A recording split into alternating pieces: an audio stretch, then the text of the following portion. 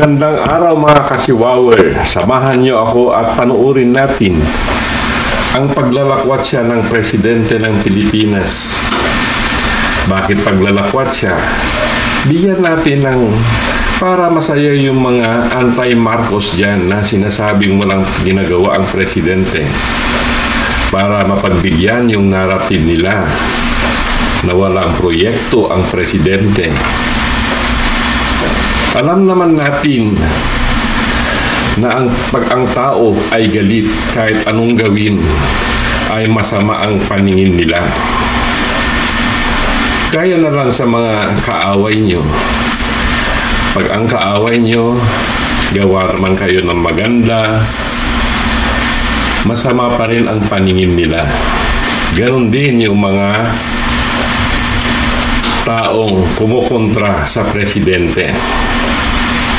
At kayo na rin ang humusga kung totoo bang walang ginagawa ang Presidente. May 23, 2025 ay pumunta si Presidente sa Pangasinan, sa Dagupan City para buksan ang Region 1 Medical Center Cancer Institute para sa mga mahihirap. Mga Marcos ay talagang paborito nilang gawin itong mga specialty hospital gaya lang na lang ng kanyang ama nung 70s and 80s.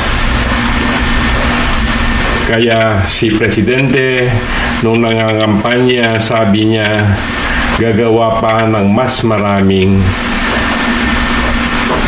specialty hospital sa bansa na hindi lang nakakonsentrate sa Metro Manila dahil napakahirap nga naman kung ikaw ay taga Mindanao, taga Visayas o taga Norte na pupunta pa sa Manila. Napakahirap yung transportation, yung gagastusin mo para pupunta pa sa Manila. Kaya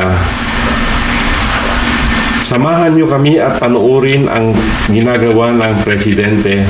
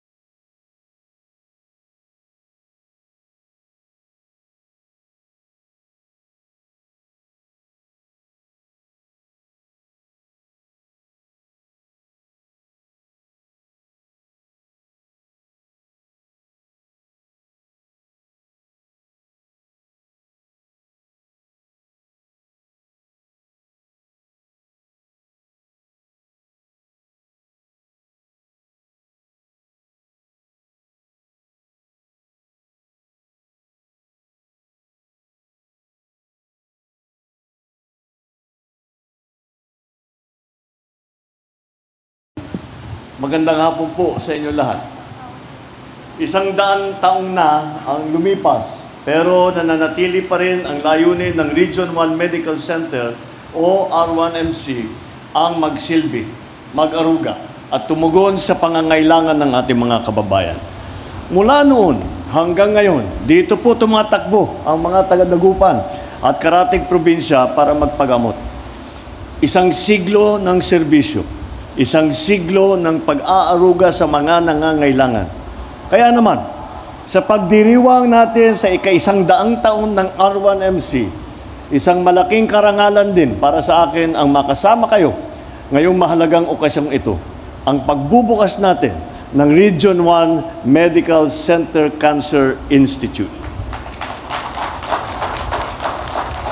Ito ay isang bagong pasilidad na tutugon sa isa sa pinakamatinding hamon ng ating panahon, ang cancer. Noong panahon ng aking ama, naitayo ang ilang specialty hospitals sa Metro Manila. Kabilang dyan yung Heart Center, yung National Kidney Transplant Institute, yung Philippine Lung Center, yung Children's Hospital. Ngunit hindi sapat na nasa kamay nilaan lang ang pagamutan. Kailangan natin ilapit ang serbisyo na ito. Alam naman natin kung gaano kahirap ang bumiyahe, lalo na kapag may karamdaman. Kaya malaking bagay ang pagkakaroon ng kumpletong serbisyo dito sa lalawigan. Ang Cancer Institute na ito ay magkakaroon ng mga modernong kagamitan. Yung aming nakita is state of the art. Para akong nasa ospital sa Singapore. Ganong kabago yung mga modelo na ginamit na naidala rito from Germany at saka karamihan from Germany. No? Buti yan, para maraming matulungan. Gumagamit tayo ng lahat ng modernong kagamitan. Katulad para sa radiotherapy, ng nuclear medicine, brachytherapy, chemotherapy at palliative care. Noon pa man, sinabi ko na, kahit anong ganda ng ating ekonomiya, kahit gaano karami ang trabaho o taas ng sweldo, hindi ito nararamdaman ng ating mga kababayan kung may iniindang sakit. Kaya tayo po ay nakatutok sa pagsasaayos ng papalakas ng ating healthcare system. Patuloy po ang administrasyon sa pagtatayo ng DOH Specialty Center. Ito po ay mga unit o departamento sa ospital na may angkop na kasanayan at kagamitan para sa sakit ng puso, sa sakit ng baga, bato, cancer. Ito po ay isang leksyon na natutunan natin nung dumaan tayo sa pandemya. Dahil ang talagang nakatulong sa mga kababayan, lalong-lalo na nung sa simula, nung wala pa natin, hindi pa natin masyadong naunawaan kung ano ba talaga yung COVID, ano ba yung gamot dyan, ano ba yung dapat gawin dyan. Ang mga nakatulong talaga ay yung specialty hospitals.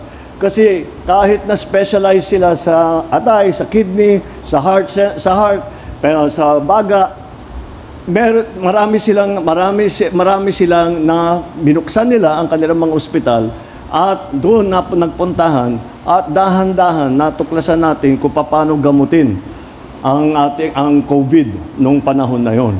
Ngunit ang maliwanag na naging leksyon dyan ay sabi namin sa Manila lamang. Hindi naman, paano naman yung nasa labas? Dahil pag napuno na yan, kahit na sino hindi na pwede, tapos yung mga taga-Visayas, yung mga taga-Mindanao, kahit dito sa Luzon, and layo-layo, lalo na nung COVID, ang hirap bumiyahe, paano naman gagawin ng mga nagkasakit?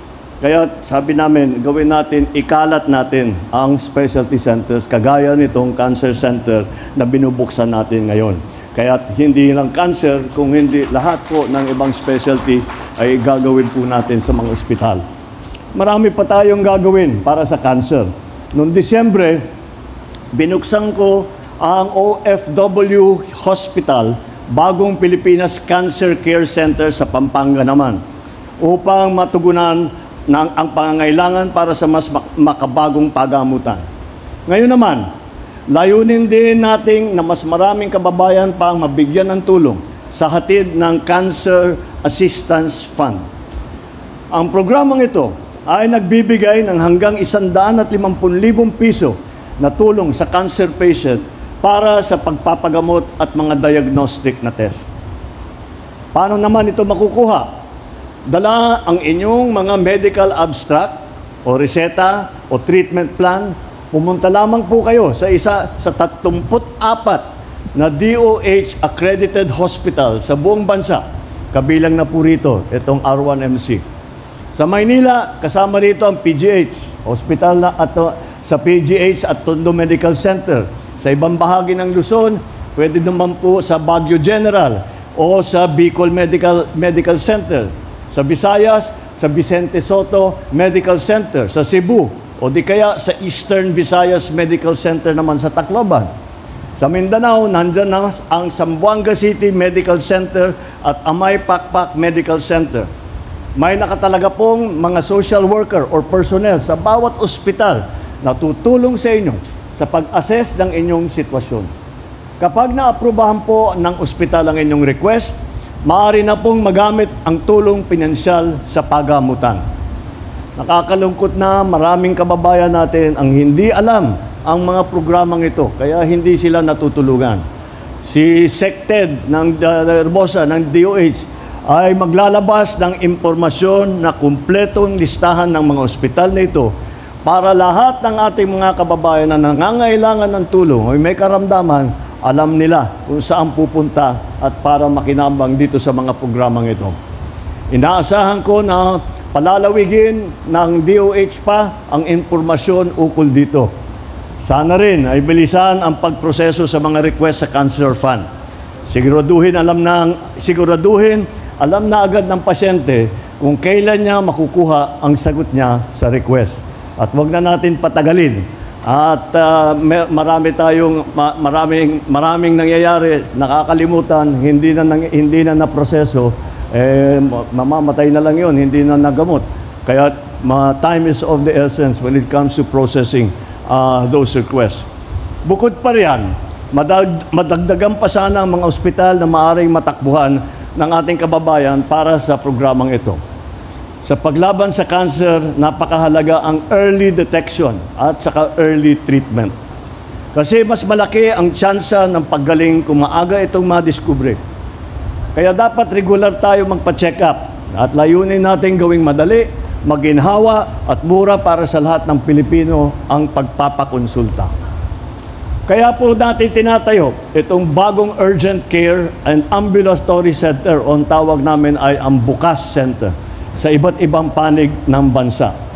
Sa ngayon, mayroon pong 3 Bukas Centers dito sa Region 1. Ang isa po ay nandito sa Dagupan. Dito pwede kayong magpatingin upang maagapan ang mas malalang sakit. May mga minor surgery, kaya nilang mag-minor surgery. Adult and pedia immunization, yung pagbigay ng bakuna. Dental service, iba pang serbisyo nandito sa Bukas Center. At nais nating maging 24 hours, 7 days a week itong bukas dahil ang sakit, wala namang pinipiling oras. Nais din nating dumami pa ito para mas maraming mabigyan ng dekalidad ng serbisyong pangkalusugan. Imo-monitor ng DOH ang mga kagamitan sa Bukas Center para pagka nasira, ayusin agad. Dahil hindi pwedeng magantay ang taong bayan, lalong-lalo na ang pasyente. Isa pa, meron ding libreng bakuna para sa human papillomavirus or HPV ang DOH. Ito po ay para sa pag-prevention ng cervical cancer at iba pang cancer na dulot ng HPV. Kailangan lang pong malaman ng mga kababayan natin ang mga serbisyon to.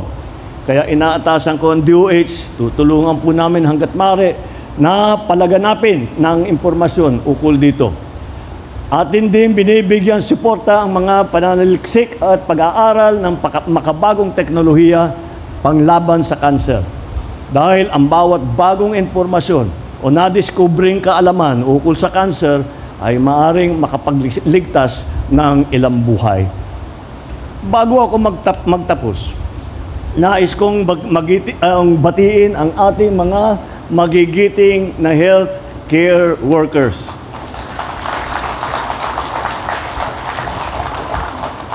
Hindi lang po, dahil po, siguro para sa akin, talagang naging naramdaman ko ito nung Ako naman ay natamaan ng COVID, yung unang kong tama ng COVID na medyo kamantik na ako.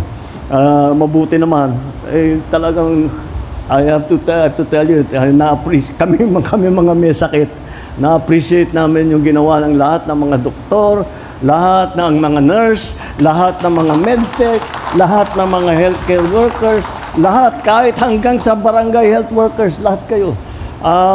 Malaking itinulong nyo sa amin at marami sa amin ang hindi nabuhay kundi sa ginawa ninyo. Kaya magpapasalamat kami, hindi lamang dahil sa COVID, dahil kayo na bumubuo ng Region 1 Medical Center, kayo ang nagbibigay buhay sa mga institusyong ganito. Kayo mga nagbibigay buhay sa mga wala ng pag-asa at nag-aantay na lang ng oras nila. Sa pagganap ninyo sa sinumpaang tungkulin ninyo, ipinapakita ninyo araw-araw ang pagiging tunay na bayani. Saludo po ako sa inyo. Tapang, galing at dedikasyon. At para sa bawat pasyente, mga magulang na nagdadasal, mga anak na umaasa na pagalingin si nanay o si tatay, hindi po kayo nag-iisa. Kaagapay ninyo kami sa laban na ito. Sama-sama tayong magpagaling at magtatagumpay. Maraming salamat at mabuhay ang Region 1 Medical Center Cancer Institute. Mabuhay ang bagong Pilipinas. Mga kasiwawe, nakita niyo naman kung ano yung ginawa ng presidente sa Pangasinan. Naglalakwat siya ba? Walang ginagawa, walang proyekto para sa ating bayan. Kayo na ang humusga. Kayo na ang magsabi kung si presidente nga ba ay isang presidenteng tamad na pinagsasabi ng mga anti-dyan. Palagi nilang sinasabi na ang presidente ay bangag. Ganyan ba ang bangag?